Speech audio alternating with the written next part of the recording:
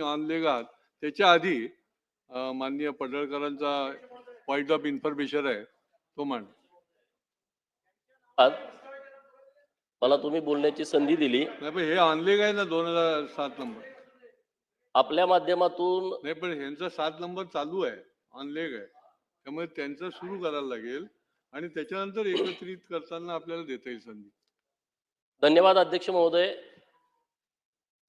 आपल्या माध्यमातून सरकारचं लक्ष वेधण्यासाठी मी पॉइंट ऑफ इन्फॉर्मेशनच्या माध्यमातून माझी भूमिका मांडण्यासाठी उभा आहे।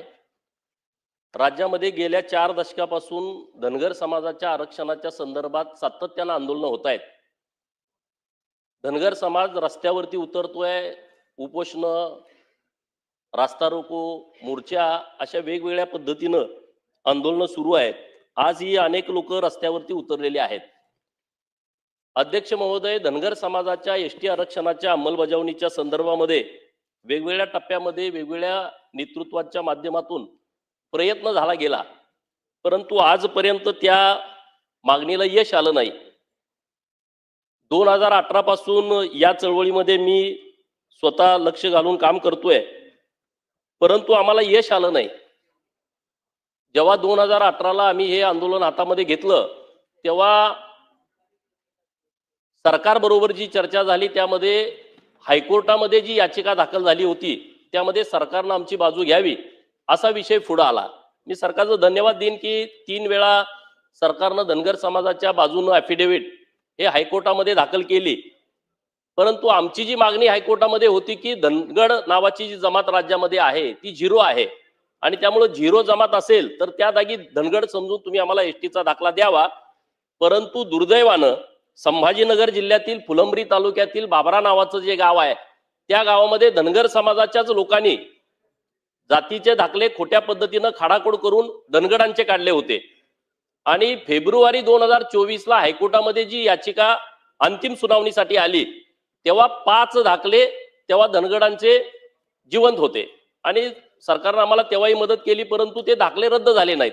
जात पडताळणी समितीचे प्रमुखांनी तेव्हा सरकारचं पण म्हणणं ऐकलं नाही आणि मग दुर्दैवानं फेब्रुवारीच्या 2024 मध्ये धनगरांच्या आरक्षणाच्या संदर्भामध्ये हायकोर्टानं विरोधात निकाल दिला। विरोधात निकाल दिल्याच्या नंतर परत आम्ही सरकारकडे आलो, सुप्रीम कोर्टामध्ये आम्ही हायकोर्टाच्या निर्णयाच्या विरोधामध्ये गेलो, परंतु जे दाखले रद्द होणे होते ते झालेच नाहीत। सुप्रीम कोर्टामध्ये पण आमच्या विरोधामध्ये सुप्रीम कोर्टानं निर्णय दिला। नंतर सरकारनं जे 5 दाखले खिलारे नावाच्या कुटुंबियानं काढले होते ते रद्द केलेले आहेत। आता आम्ही परत सुप्रीम कोर्टामध्ये गेलो की म्हटलं की आम्हाला आता हायकोर्टामध्ये पुनर्विचार याचिका दाखल करण्याच्या संदर्भात परवानगी द्या आणि हायकोर्टामध्ये जर बरं वाईट झालं तर आम्हाला सुप्रीम कोर्टात यायची परवानगी द्या। तातडीचा काय विषय तो सांगा। हा तातडीचाच विषय आहे ना आणि त्यामुळे सुप्रीम कोर्टानं आमची मागणी फेटाळली आहे। सुप्रीम कोर्टानं 2 एप्रिलला आता तारीख ठेवलेली आहे। सुप्रीम कोर्टानं हायकोर्टामध्ये तर जावा, नसेल तर तुम्ही सुप्रीम कोर्टामध्ये तुमचं काय म्हणणं आहे ते मांडा। हायकोर्टामध्ये जायला आम्हाला परवानगी दिली नाही। आता जे आमचं आंदोलन सुरू आहे, माझी सरकारकडे विनंती आहे, सुप्रीम कोर्टामध्ये आता 2 एप्रिल आमची तारीख आहे, सरकारची भूमिका काय नेमकी आम्हाला कळायला पाहिजे। सरकारनं मागे आम्हाला कोर्टामध्ये मदत केली, पण आता काय करणार आहे सरकार? 2 एप्रिलला तारीख आहे आणि दुसऱ्या बाजूला लोक रस्त्यावरती उतरलेत। समाजामध्ये प्रचंड मोठ्या प्रमाणामध्ये रोष आहे, समाजामध्ये मोठी विषमता आहे। आज 1.5 कोटी समाजाचा एक सुद्धा खासदार नाही। जे 2 राज्यसभेवरती खासदार गेले भाजपवाल्यांनी त्यांना धन्यवाद देतो, परंतु एकही खासदार लोकांतून निवडून जात नाही। मोठी प्रचंड विषमता आहे। एका घरात 6 खासदार गेले, नाव आता मी घेत नाही, एका घरातले 6 खासदार आणि 1.5 कोटीतला एक पण जात नाही। IAS IPS ची संख्या काढा, त्यामध्ये पण आम्हाला त्या पद्धतीचा टक्का मिळाला नाही आणि म्हणून लोकांच्या मध्ये प्रचंड रोष आहे।